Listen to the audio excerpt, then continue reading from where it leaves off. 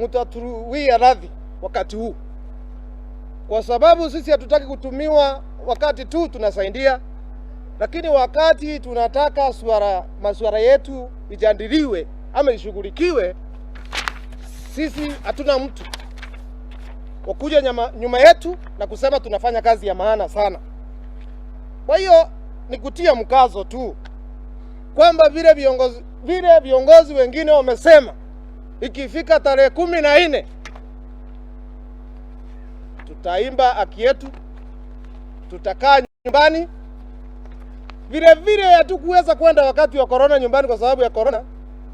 Wakati huu tutakaa nyumbani kwa sababu mlitutumia vizuri sana.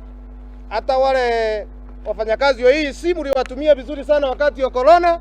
Hamkutaka waende hata likizo. Sasa mnawatupa nje, hamtaki kuwashughulikia.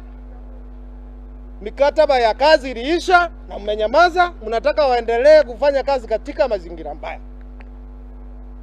Kwa hiyo tunasema mgomo iko na tumeshikana, lakini wakitaka tuzungumze, basi tuko tayari kuzungumza na wao, tuone jinsi tunaweza peleka hii wizara ya afya mbele na kuendelea kupeana huduma zetu. Asanteni sana. Asante. Kuna